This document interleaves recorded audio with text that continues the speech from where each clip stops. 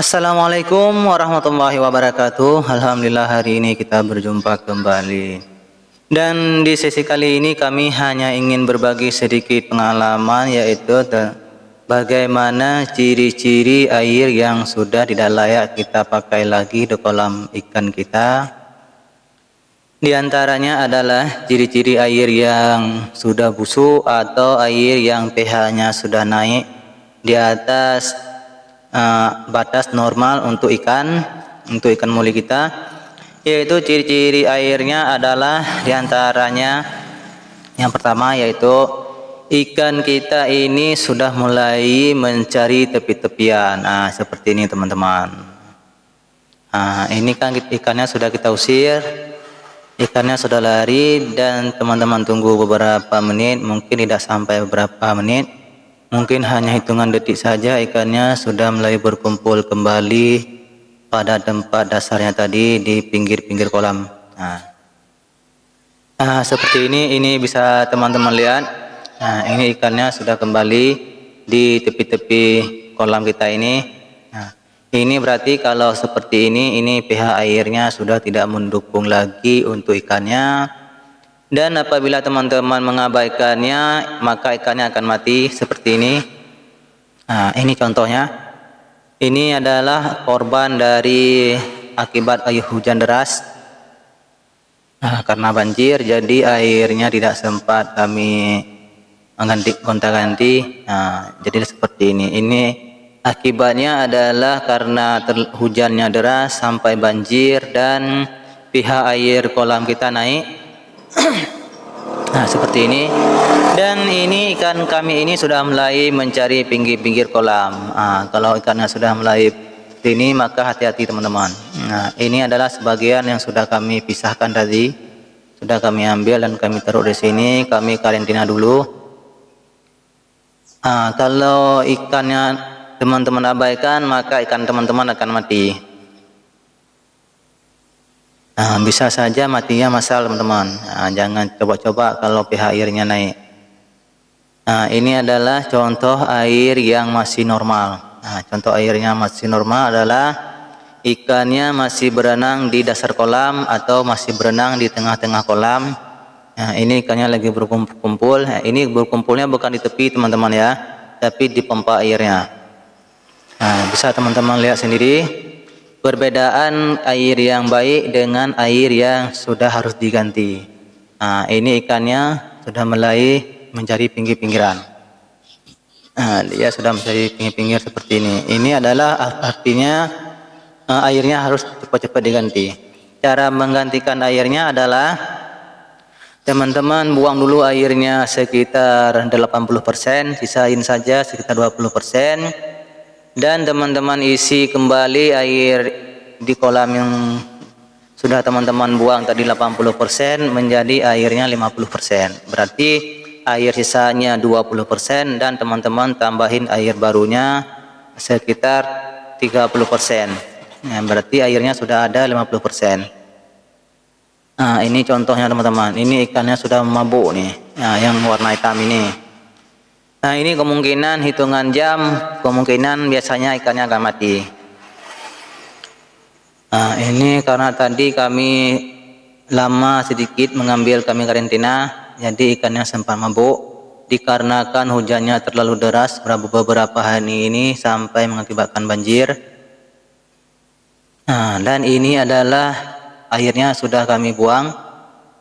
Ini sudah kami buang sedikit, sekitar ini sisa airnya masih sekitar 50% teman-teman. Dan setelah teman-teman buang air di kolam teman-teman ini 80%, terus teman-teman tambahin dengan air baru sampai menjadi airnya 50%. Dan sisa yang 50% lagi teman-teman mengisinya 2 atau 3 hari nantinya. Jangan langsung teman-teman isi sampai 100% dulu, tetapi isikan dulu sekitar 50% saja, dan 2 atau 3 hari nanti baru teman-teman mengisikannya 50% lagi.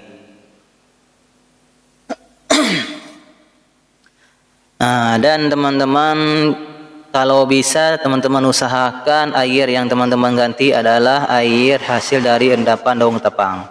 Nah, jadi pH airnya sudah stabil dan ikannya bisa normal. Tetapi apabila teman-teman mengisikan airnya dari air hujan atau air sumur yang belum teman-teman endap daun tepang, itu kebiasaannya sama saja seperti tidak mengganti.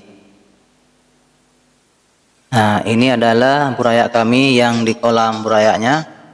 Nah, ini adalah airnya masih bagus, buktinya ikannya masih normal ya, tidak menjadi pinggir-pinggir. Bisa teman-teman lihat sendiri. Ini ikan kami ini masih berenangnya di tengah kolam atau di dasar kolamnya. Nah, ini ada burayaknya lagi kumpul-kumpul. Dan apabila teman-teman menggunakan kolam teman-teman, kolam beton, itu sangat fatal teman-teman apabila kolamnya terisi dengan air hujan. Nah, bisa teman-teman lihat sendiri. Nah, ini adalah burayak kami yang di kolam burayaknya. Ini mungkin 1 atau 2 bulan lagi nanti kami akan seleksi. Yang sudah dewasa kami akan pindahkan ke kolam dewasa, dan yang masih kecil tetap kami simpan di kolam yang masih kecil ini teman-teman. Dan teman-teman bisa lihat sendiri mungkin di kolam teman-teman bagaimana ikannya setelah kolam teman-teman terisi dengan air hujan. Dan kebiasaan kalau kolamnya terisi dengan air hujan, ikannya akan mabuk. Apabila teman-teman tidak memperhatikannya, maka ikannya akan mati satu persatu. Hari ini 1 ekor, besok 2 ekor, dan bisa saja dalam 1 minggu atau 4 hari ikannya sudah mati semua. Nah, teman-teman jangan pernah mengabaikan. Nah, kalau teman-teman mengabaikan maka hasilnya akan seperti ini. Nah, ini ada 4 ekor, tadi pagi ada 4 ekor, berarti hari ini sudah ada 8 ekor. Ini bukan matinya dikarenakan bukan kami yang merawatnya, tetapi karena hujannya terlalu deras sampai mengakibatkan banjir. Nah, ini burayaknya.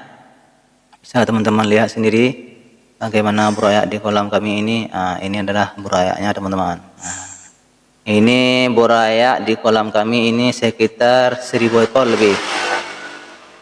Nah, bisa teman-teman lihat sendiri, ini bisa saja mencapai 2000 ekor teman-teman.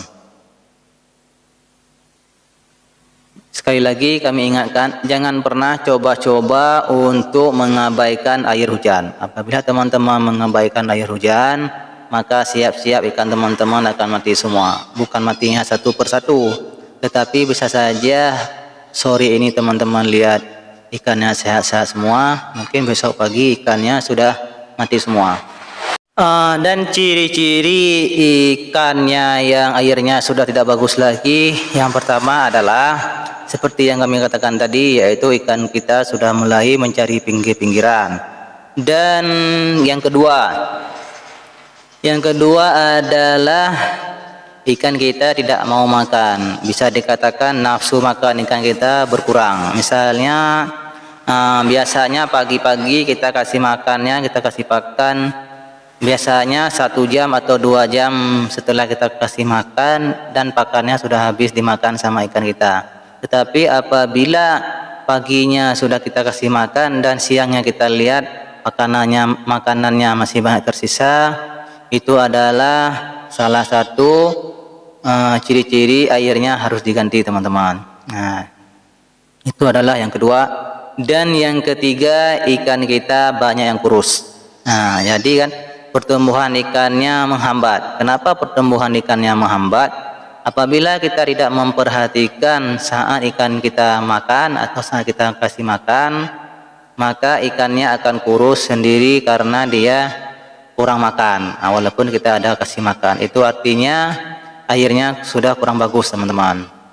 Nah, jadi teman-teman harus memperhatikan ketiga hal tersebut supaya ikannya tidak seperti ini teman-teman. Nah, kalau ikan teman-teman sudah mati, itu sudah tidak dapat kita menghidupkan kembali teman-teman.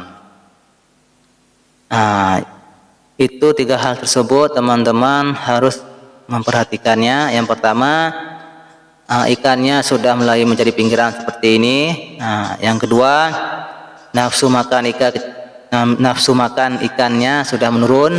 Dan yang ketiga adalah ikan kita banyak yang kurus. Kenapa banyak yang kurus? Karena nafsu makannya menurun. Tetapi apabila saat ikan kita nafsu makannya menurun, kita tidak memperhatikan, maka ikannya akan kurus. Dan ikan yang kurus tersebut lama-lama akan mati juga teman-teman. Apabila ikannya sudah mulai kurus, itu untuk menggemukkan ikannya kembali itu sangat susah teman-teman.